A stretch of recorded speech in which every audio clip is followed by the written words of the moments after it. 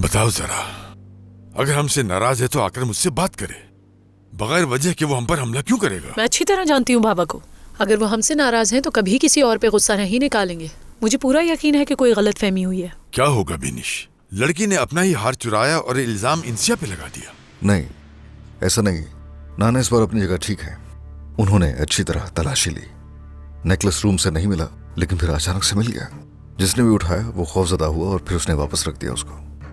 मैं जाती तौर पे देख रहा हूँ इस मामले को। इसका मतलब तुमने अपनी बीवी की बेइज्जती नहीं होने दी। मैं कल जिया के पास जाकर बात करूंगा। इस बार नाना की गलती नहीं दादा, उन्होंने ठीक किया। ओजान, ये क्या कह रहे हो? तुम नहीं जानते हो क्या? हाँ, समझ नहीं पा रहा हूँ तुम्हें। मैं जितना इस बात को दबाने के लिए कहता रहा तुम उतना उसे उछाल रही हो। ओजान, क्या कर रहे हो? ये क्या हो रहा है? बात क्या है ओजान? क्या कहना चाह रहे हो ओजान? ये बेवकूफ कहानियां बना रहा है, इसके अलावा और कुछ नहीं। आप सबको शुरुआत से जानने की जरूरत है। क्या हुआ? ये सब तब शुरू हुआ कदीर जब हमारी जिंदगी में आया। नाज मेरे पास आई और कहा, ओजान चुप हो जाओ। चुप मत करवाओ उसे, बोलने दो। सबसे झूठ कहना होगा कि इंसिया से मोहब्बत हो गई है तुम्हें। नाज का खेल था ये। क्या?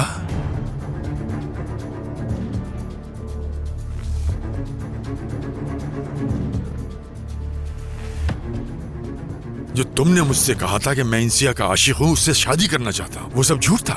तुमने इतना बड़ा झूठ क्यों बोला? मुझे माफ कर देता था, मदद कर रहा था मैं। कैसी मदद? हाँ, घर मांगा था तुमने इसके बदले। हाँ, नहीं किया था। मना भी तो नहीं किया। नाज मुंह बंद रखो ना। मेरी इससे ऐसी कोई बात नहीं हुई था। अरे नहीं, इसी वजह से इसने नेकलेस चोरी किया। चोरी नहीं किया, मैंने वो इसलिए लिया था कि तुम मेरी कॉल नहीं उठा बस रही। करो, ये सब कहते हुए शर्म आ रही है तुम्हें? तुम दोनों को कुछ अंदाजा भी है कि तुमने आखिर क्या गुल खिलाया है? नाना, मुझे सच में लगा था कि मेरा नेकलेस चोरी हो गया है। नाज, क्या ये सिर्फ चोरी का मसला है? हाँ, तुम्हें इंसानियत नाम की कोई चीज है? इंसिया को इसने अपने साथ रखने के लिए ऐसा किया। क्या आपको ये समझ नहीं आ रहा? तुम तो अपना मुंह बंद ही रखो फिलिस। इस बेवकूफी की ना कोई तौजी है और ना ही माफी। तुम भी इस सब में शरीक थे ना? नहीं तो ऐसा नहीं है।